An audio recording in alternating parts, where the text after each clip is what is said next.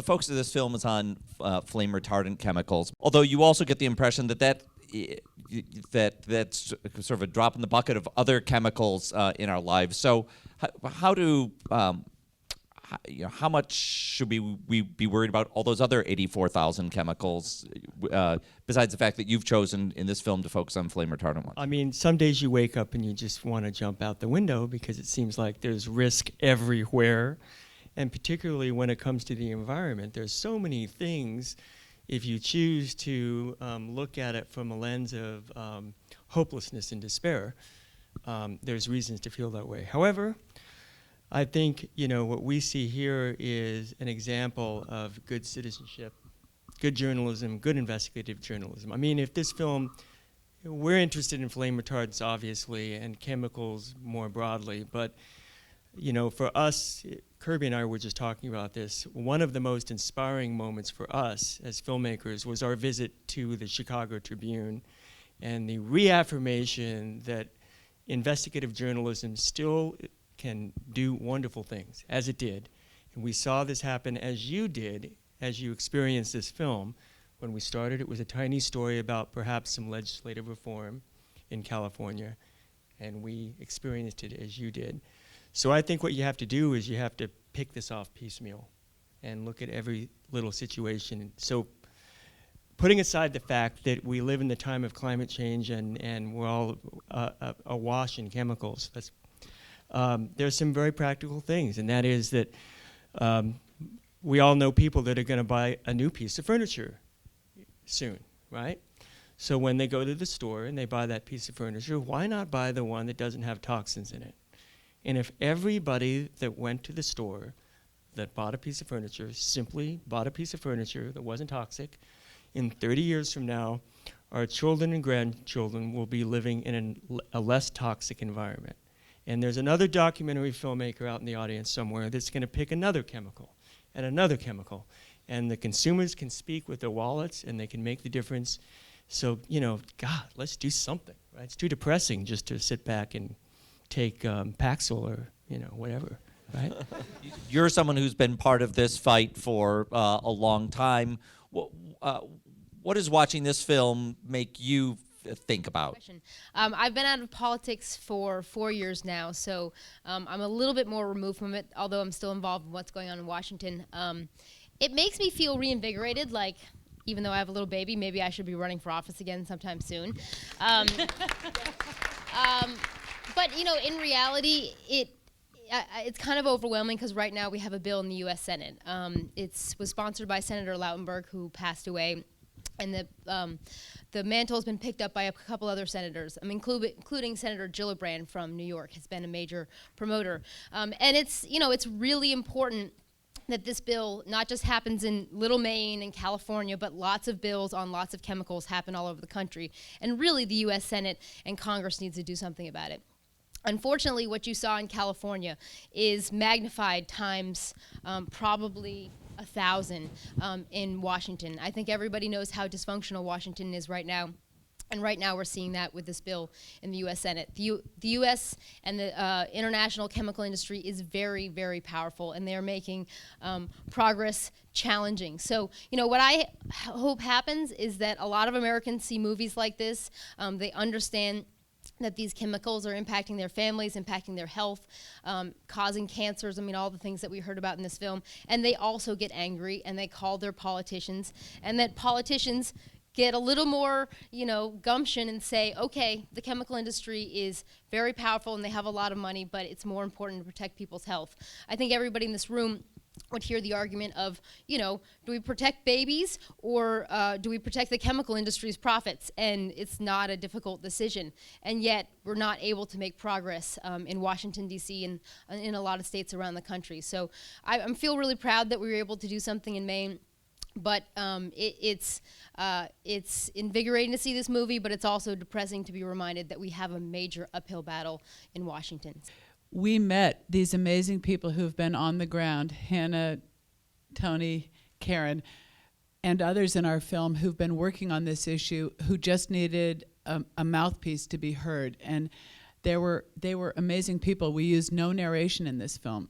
you didn't notice that. We decided to let the film uncover the way we found these stories out, like peeling this onion, and let the people who were really on the ground tell the story for us. And you can see why tonight, because we're lucky enough to have 3 of them here. And I think they were worthy of telling this story, and the American people should be listening, and I hope they are. And I hope they will on November 25th.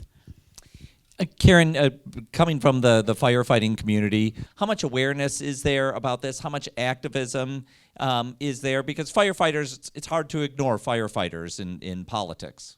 There's a little more awareness than there was, but in general, I think our assumption is that we're being looked after because we look after everyone else. So someone is looking out for us. And the harsh reality has been, as Tony and I have had a lot of friends either come down with cancer and die of it, and who are struggling with it now, that is not the case. And that you see in this movie, certainly the chemical industry is not looking out for us. And yet there's a sense of having been used a little bit. So I know that I am going to spend, from here on out, working on really raising awareness among within the firefighter community nationally, and also within my own department. We're working on a project, a new study that hopefully will also back this up, and work with Tony to really raise awareness, but also raise awareness everywhere, so that the next generation, when my kids are grown-ups, that chemicals will be more regulated in this country. It's a crime. It shouldn't be like this. And it's not okay that it's going to not get through Congress when it's this obvious. Firefighters, I think everybody that's sitting in this room knows to walk into the door of that profession, you have to have a different state of mind. They're good people. They're always there to help you. And the profession hasn't really evolved all that much over the years, and we still fight fires the way they did many years ago, with just water and going into the building and knocking down the flames. And we still use some of the same old tactics where we get severe exposures. But firefighters never really think about that, and I'd mentioned that in the film when I first took the job, and I think there's firefighters here tonight would say the same thing. You don't think about becoming sick because you take care of yourself, and you don't think that that's going to happen. But it does, and it's happening more than ever. We just had a NIOSH, National Institute of Occupational Safety and Health, publish a study about 3 weeks ago that looked at a cohort of 30,000 firefighters from San Francisco, Philadelphia, and Chicago, and looked at the causes of death dating back to 1950 that definitely proved the link of various forms of cancer over and above the general population. So the statistics are there. It's a profession that we have to look at this really complicated puzzle that we're faced with every time we go into a building on fire, and we're trying to take these big pieces of the puzzle away, and we believe that flame retardant chemicals are a major piece of this toxic puzzle because of their ability to bioaccumulate in the firefighter's blood, because of the exposures that we get as firefighters to dioxin and furans that they off-gas, and the cancers that we're getting.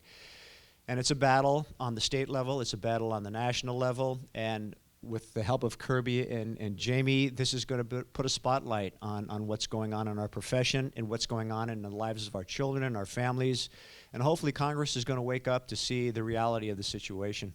For us, this film wasn't about just flame retardants. You hit it exactly on the head. We just wanted to take one chemical so that we weren't just talking about 84,000 chemicals, which is overwhelming. But I think what we need to push for is that the federal government right now only regulates chemicals that are in your food, your medicines, or your pesticides. So basically nothing that's in our consumer products in our homes are regulated or tested for safety. And that's a major disconnect. The things that we live the closest to are the chemicals that are the least studied and the least known about, which is why you're seeing all of us as armchair chemists trying to figure out, is what's in the plastics in our water bottle bad for us? Is what's in cans?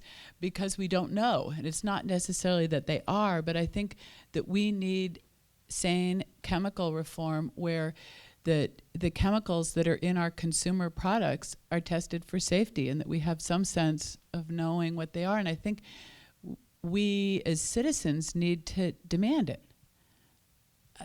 that's my feeling. And flame retardants to me are like the small.